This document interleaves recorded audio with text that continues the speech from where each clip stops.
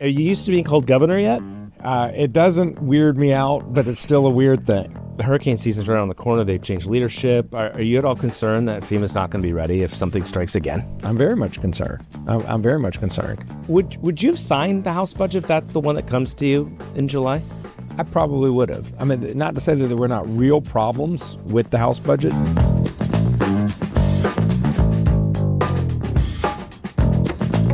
All right, welcome on into Tying Together with Tim Boyum. I am Tim Boyum here with producer extraordinaire John McHugh. How are you, John? Howdy. Doing well. Can't complain. All right, so this is the first time we're doing this on video, and we thought, why not bring in the governor of North Carolina? Who better to start with? I mean, who better to start with? What a great conversation. I'm sure people will want me to grill him on all kinds of things, but I like the podcast world to kind of get to know him a little bit. I thought it's a pretty fascinating conversation. Yeah, really interesting conversation. I mean, so often these kinds of elected officials, you only get them in snippets. Yeah. And, they can come off dry or rehearsed. And it's, just hearing him talk about, his upbringing and his time in Africa. It's fascinating. Yeah, absolutely fascinating, amazing.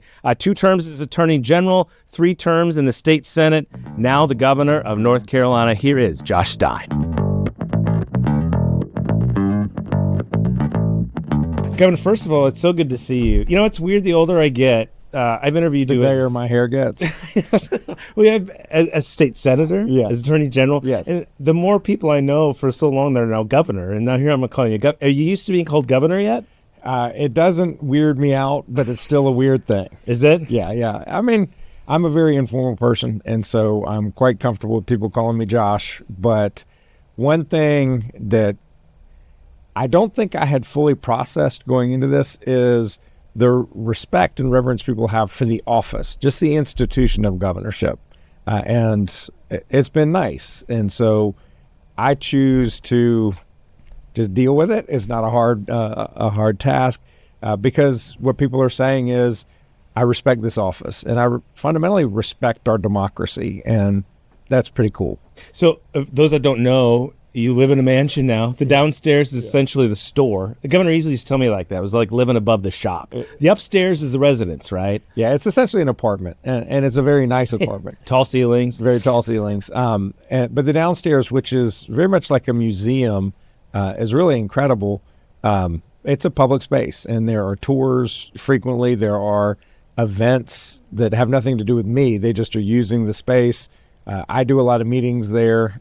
So it has sort of a Grand Central Station vibe during the day, which makes it on the weekends really kind of very cool because, the security detail is always there. But other than them, there's no one in the house. And so it becomes very quiet. And is that when the dogs run around downstairs? That's when you see my dog Zoomies, because we'll have lunch out on the porch or something like that. And Lila in particular, she loves that big carpet. So she just takes off. So I sort of liken it to the nicest Airbnb anybody's ever stayed in. Heck yeah, historical. Yeah. Have you gotten used to it? Was it weird waking up the first morning? Does it feel like home at all? Well, the first morning was we stayed there in sort of mid-late January. We didn't move in till then, and it was when we were supposed to have the inauguration. So all our 3 kids, for us, unfortunately, they're out of state, so they're not with us day to day. They were all home, and so it was our first time there. That's why I was saying it was like this Airbnb. It was sort of like, let's go stay in that cool old house that's a mansion downtown. And I'm starting to get more used to it. We really just live in 3 rooms upstairs. There's a nice, comfortable TV room, a nice bedroom, and a nice bathroom. And that's where we spend the bulk of our time, actually. How does it work for like food? I mean, can you ring a bell, they bring ice cream? What's it like? There is a chef who cooks for all the people who work there. There are probably 20 or 30 people who do different things during the day. So there's food constantly, and I can just go and get food in line, sort of cafeteria style like everybody else. And what he'll do is he'll do a little package and put it in the fridge. So if come home and want some food, just stick it in the microwave, which is nice because I'm not a huge cook anyway. Do you miss driving? I steal away and drive on occasion. Uh-oh. The troopers are very tolerant of my need to keep my hands behind the wheel and foot on the gas, legally, of course. We live pretty close. Our house is close, and we go pretty frequently. We have a dog door there. We have a backyard that's fenced, so it's better for the dogs than the mansion, because the mansion, like I said, an apartment. So the dogs don't have the freedom to go in and out like they do at our house. So we'll go there, and last weekend I was out there power washing for a few hours. And Really? Yeah, it was so good. It was the most fun and gratifying and normal thing to do. So when I'm going back and forth, sometimes they'll let me drive. Okay. Because I remember Governor Cooper had to buy a car, I think. I don't know if he's bought one yet. Yeah. But, all right. So you grew up in Chapel Hill. Yes, sir. What was Josh like growing up in Chapel Hill? I bet I was pretty much of a rascal. I had good relations with my teachers, but I think it was one of those love-hate relationships because I was just very active, and I was a boy who didn't do great sitting in a desk for extended periods of time. But I was really interested and curious, talkative, really good friends, and I am very close to so many of them. Like routinely, once or twice a year, anywhere from a dozen to 18 high school buddies will get together and have a lot of fun, and we stay in touch all the time. It was nice because a lot of people who are from Chapel Hill go away, but they tend to come back to the area. And so, I'm in Raleigh, but a number of my friends are in Raleigh. Other friends are in Durham. Most of them are in Chapel Hill. But we see each other all the time. And just these close friendships, some of them I've now been friends with for 54 years. Wow. It's so what do they think about their buddy being governor? I think do they make fun of you for it? Yes, they chuckle immensely. They are not impressed. Sounds like my kids with me being on TV. They could care less. Yes, exactly. You're a soccer player, right? Yes, sir. Technically a Hall of Famer soccer Not player? Technically, actually. Yeah, this was, in fact, I've got a gripe with my communications director, Kate Schmidt, who's sitting here with us, because she scheduled her wedding the same time as the induction to the Chapel High Sports Hall of Fame happened. And so I was wearing a tuxedo at her wedding, and therefore I couldn't squeeze it in. So, but I had a number of friends who were there. Again, those guys, many of the friends I grew up with in the neighborhood were the same guys on the soccer team, and they went. And there was one high school in Chapel Hill in 1983, 84. I graduated in 84. We won in 83. And so we grew up playing little league soccer, rainbow soccer is what it was called in Chapel Hill. And then we played middle school, and then we played in high school, and we were pretty good. And now there weren't that many teams back then because it was the early 80s. So a lot of schools that now are great at soccer didn't exist, or they hadn't picked it up yet. So we were kind of early adopters, but we won a very dramatic state championship. We beat Sanderson, which was the dominant team in the 80s. We beat them in the semis, and then we beat Greensboro Page in the finals. Wow. It's funny how those memories stick tight. So I told you we were just together, all these high school buddies. I assure you that we talked about high school soccer on more than one occasion. So it's definitely a thing of glory days. So your dad started the first integrated law firm in the state of North Carolina. Assuming that was before you were born, right? Actually, no. I had been born. My dad went to college, didn't stick. So he joined the Army. He and my mom got married very young. So he did a few years in the Army. Then he came back and did college in New York, had my brother and sister. Then he did law school at GW in D.C., had me in his third year. So I'd been born, but then we moved to Charlotte, where he started working with Julius Chambers, and I was an infant. Chambers at that point was an African-American solo practitioner in Charlotte. He, in 1962, graduated from UNC Chapel Hill School of Law. He graduated as editor-in-chief of the Law Review and number one in his class, which for people who are in law school, they know that hardly ever happens, because if you're editor-in-chief of the Law Review, that is a full-time job, and then it becomes very hard to maintain the grades. But he was truly a remarkable, brilliant man. He could not get a job at a single law firm in North Carolina because he was black. He couldn't even go to his end-of-year law review banquet, of which he was editor, because it was held at an exclusive country club. So he was on his own doing his thing in Charlotte as a solo practitioner, and the NAACP Legal Defense Fund in New York was trying to strengthen and support these black lawyers in the South. and they would place an intern with them, and my dad got placed with Chambers, and it was just magic. They were perfectly compatible, and my dad had the time of his life. It was a summer internship, and then in 65, and we moved down here in 67, and it's been a perfect place to be ever since. So, but for Julius Chambers, I'm not a North Carolinian. Wow. But that was tough, right?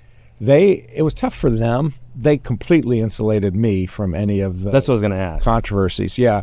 I mean, it was tough because they were trying to integrate the South in the mid-'60s when it was the middle of Jim Crow. And a lot of people obviously wanted that to happen, but there were a lot of people who did not want that to happen, who didn't want black people at the same restaurants, who didn't want them playing in the same football game, who didn't want them going to the same school or swimming in the same swimming pool. And they had to go to court, and case by case by case, they had to win. And they had a great track record. They did incredible work on integrating public accommodations, on desegregating schools, on making sure that workplaces could not discriminate on the basis of race, on ensuring that everyone had equal voting rights in this democracy, because they did not then. And as a result, Chambers' car was firebombed in the middle of a speech in New Bern. His house was bombed. Their law office was firebombed, burned to the ground. So my mom used to get threatening phone calls at all hours of the night. Do you have any memories of it? No. You don't? No. I remember hearing about the office because that was so transformative, the fire. But I was like 4, so it didn't really mean anything. And my mom graduated from UNC Charlotte. She did math, which was unusual for women back then.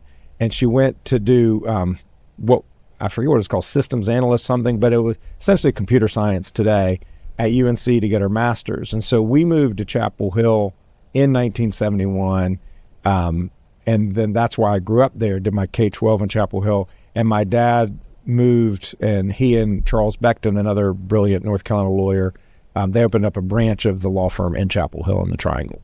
Did that influence you, though, once you heard those stories about what you were going to do and be when you got older? I think so. It was less that those events happened. It was just more that I was raised by my parents that what you do is you try to fix things. If things are not the way they should be, if people are treated unfairly, if people do not have every equal opportunity to succeed and make a life for themselves, then you find some way to address that. And there are trillions of ways to do it. I mean, there are so many different ways to do it. They weren't pushing politics or anything. It was just, you find your way. And I found my way into politics, and honestly, government just suits me well. I like people, so I like talking to a lot of people. I have very wide interests in a lot of different issues. My brother, he was housing, and my sister was criminal justice, and they were both, deep dive on those issues. Mine were always broader, and so being able to work in government and work on, DOT reform or Hurricane Helene relief or education policy or energy policy, it's fun for me, and so I just ended up finding this path, and I think it's worked out well. It's a way for me to help people and to be constructive, productive, and it's a way for me to enjoy it. One more quick youth story. So you ended up in Zimbabwe, right? You played soccer there too, right? But you were teaching? I did, yes. What was that experience like? Was it through one of the programs? It was before the Peace Corps operated in Zimbabwe. There was a guy, an American man, who had been in Zimbabwe for 30 years. He lost his only son to a climbing accident. And so he created this small foundation to bring American college grads over to become teachers in Zimbabwe.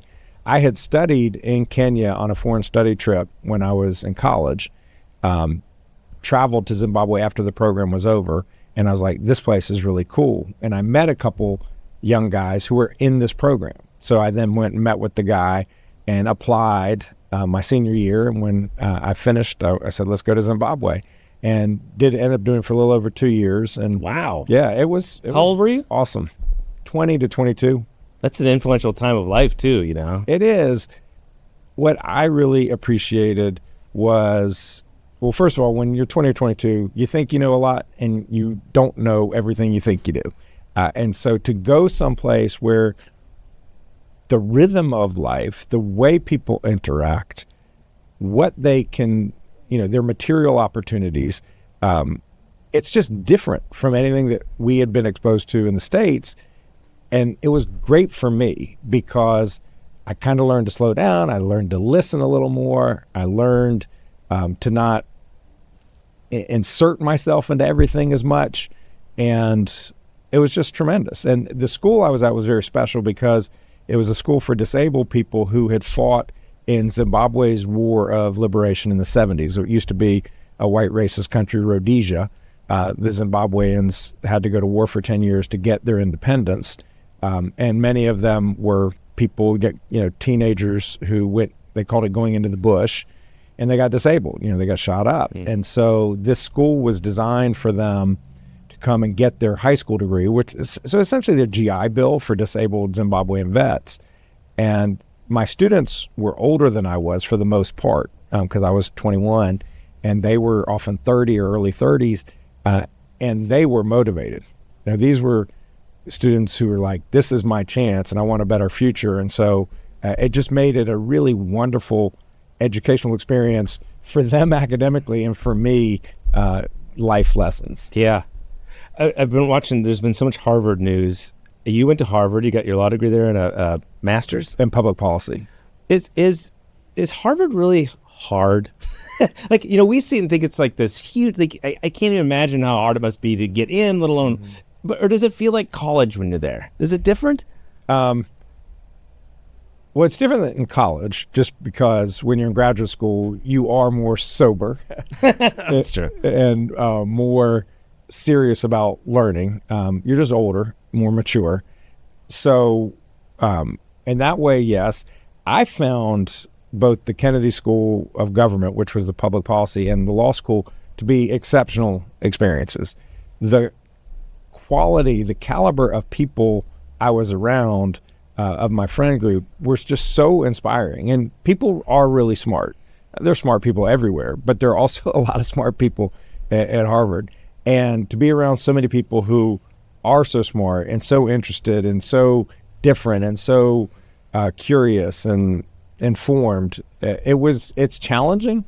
And I think to challenge yourself is always a good thing, because that's how you get better. That's how you get stronger. Is it weird watching all this stuff on the news? It's just unfortunate because I just don't think what the president is doing is right. I don't think trying to chase away people who are brilliant from other countries who want to come to our institutions and learn, and then many of them realize how wonderful this country is and then want to contribute to its growth. I mean, if you look at the Fortune 500, how many of those companies were started by immigrants who had come to our universities? We have just been so, like, these green shoots just pop up when these wonderful, talented people come here. And I think targeting an institution based on speech is not what the president should be doing. It's just not a good idea.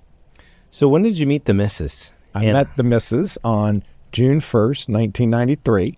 It was the first day of our internship. You mentioned Mike Easley earlier. He was attorney general before he was governor. And after our first year of law school, she was at UNC, I was at Harvard.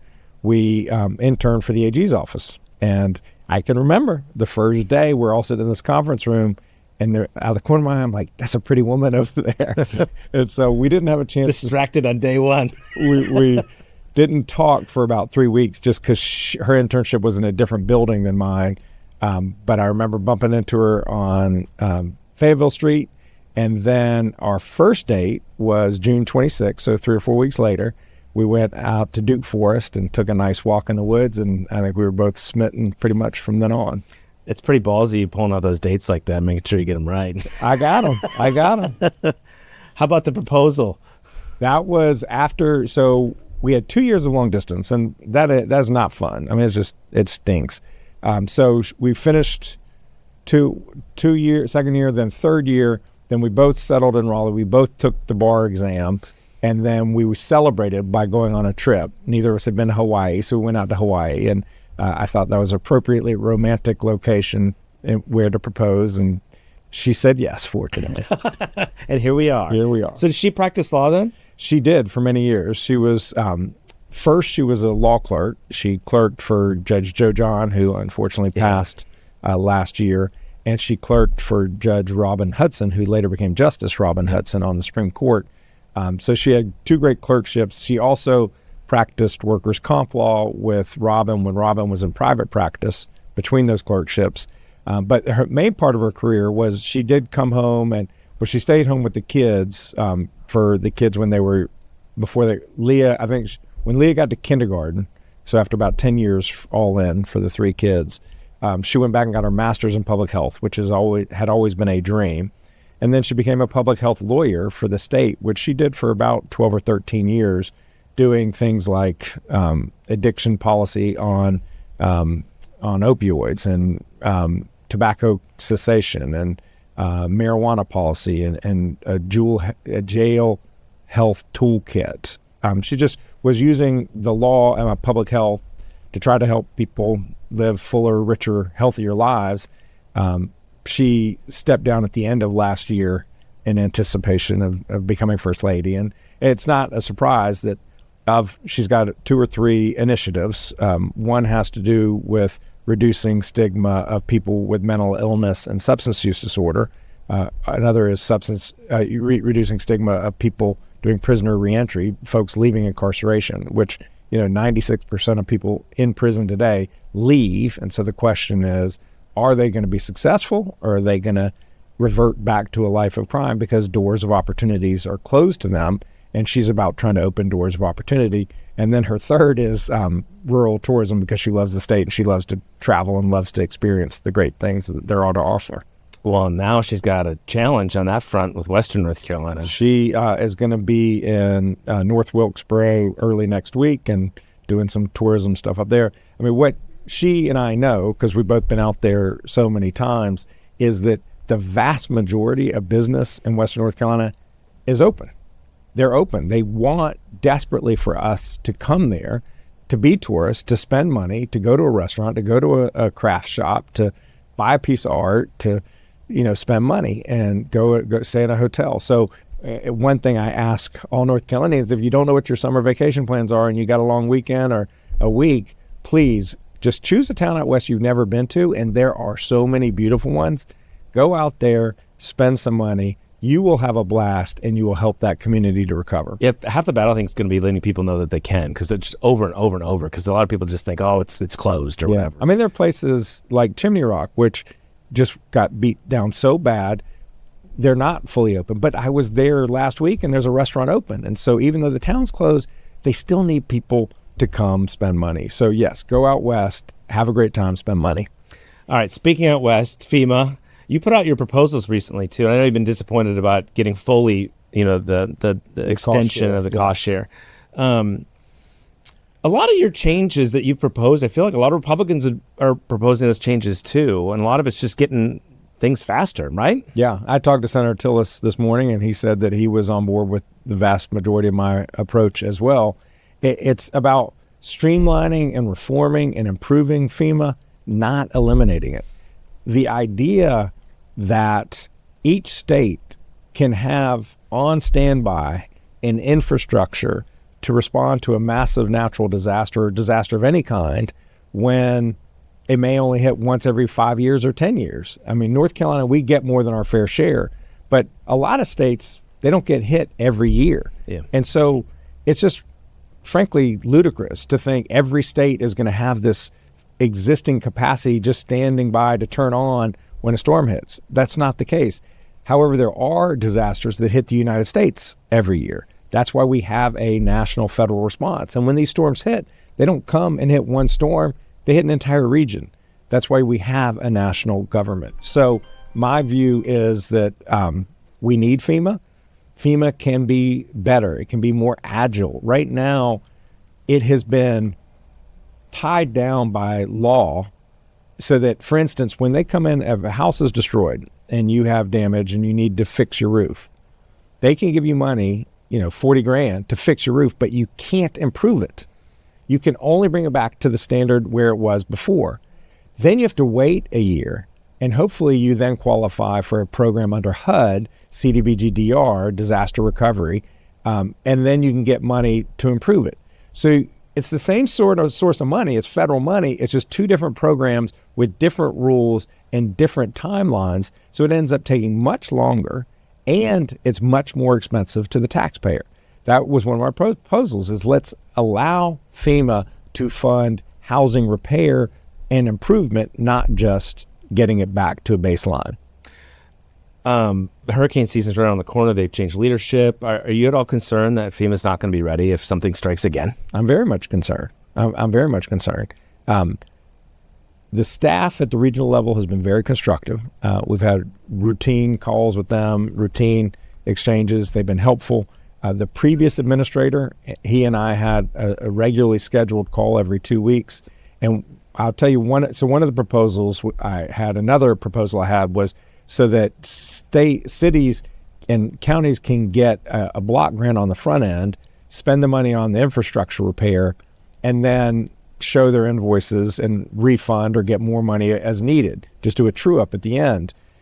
The way it works now is the local government gets approved for the expenditure, they spend the money, and then they have to wait months for reimbursement. So it just kills these local governments from a cash flow perspective, because two things have happened. One, they're spending a lot more money on everything because they're having to respond to the disaster. And two, their revenues are declining because people are moving out of town. The businesses aren't getting sales tax.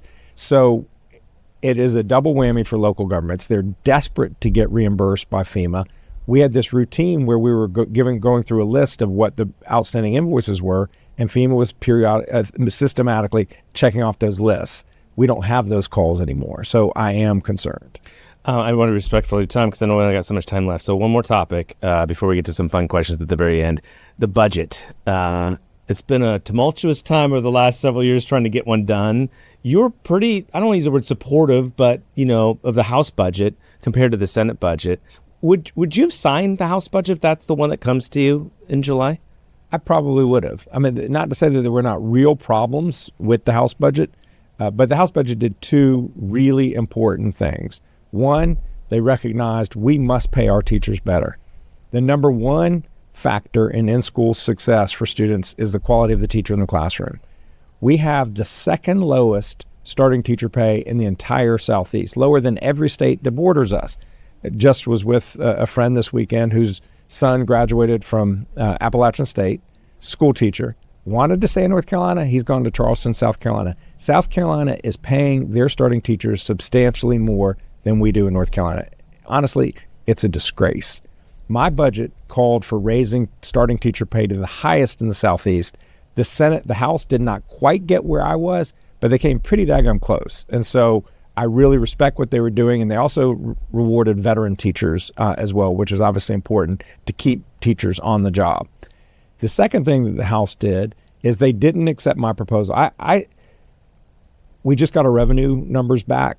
Expected revenues for this year and next year, it's about $400 million less combined than what we had anticipated. And the numbers next year were essentially almost below flat. 2 years from now, expected revenues were $800 million shortfall. We need to make sure that we have enough revenue to meet the demands of a growing state. North Carolina is the third fastest growing state in the country after Texas and Florida in terms of the number of people coming here since the last census. So we are fast growing. Inflation is real. It hits on people's pocketbooks. It hits government. And in fact, when you look at the two major expenses of state government, it's education and healthcare. Those things are growing at higher rates of inflation than the normal CPI, Consumer Price Index. So we need to make sure we have enough money just to stay where we are, let alone try to invest more in teachers and more in healthcare and more in infrastructure, more in hurricane relief and all the things that we know that we need to do.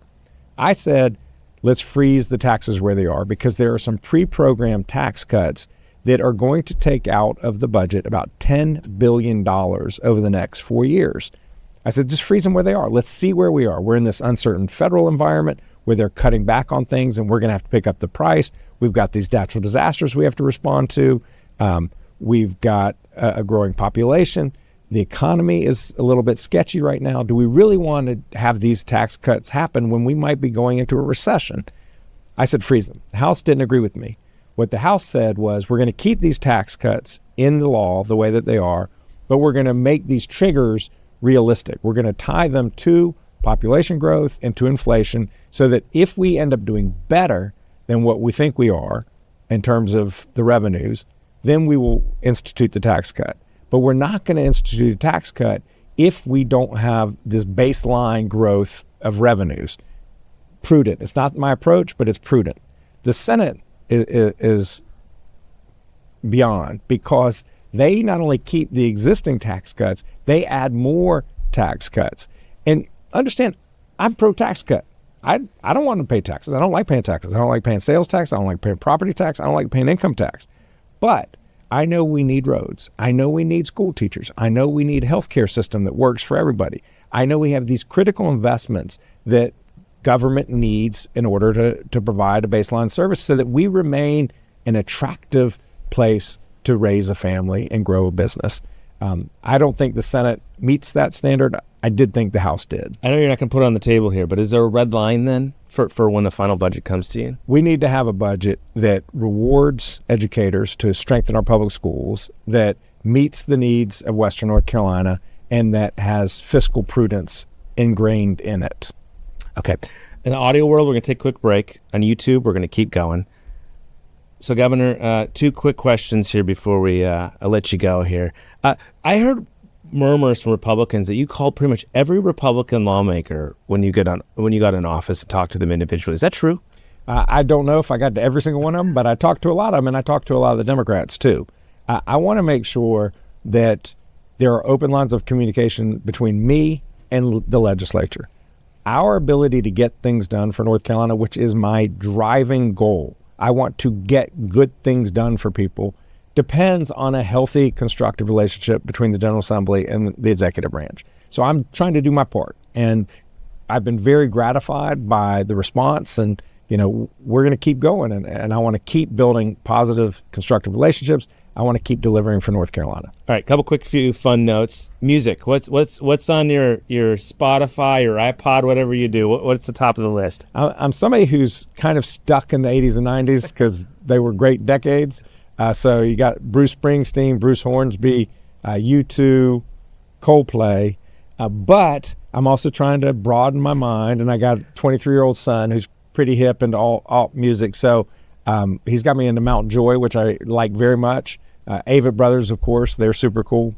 So I'm trying to broaden my horizons. Oh, very good. But I 90s on Spotify or on XM is like one of my favorite channels. But it's when we are growing up or influential period. How about, do you get a chance to watch TV at all? We do, not as much as I might enjoy, but we do. You got a streamer favorite? My problem is I cannot even remember. You probably don't have time now, do you? Like, what do you do to unwind?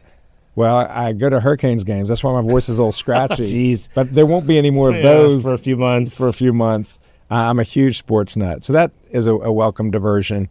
There was a great show that I watched with Anna in January, February called Bad Monkey. And I don't even know what streaming service was on. It was Vince Vaughn, as sort of a down and out cop in South Florida. It was very charming. Okay. Well, Governor, I could ask you a million questions, but I know you got to go. It's good to see you. Thanks for joining us. Tim, awesome.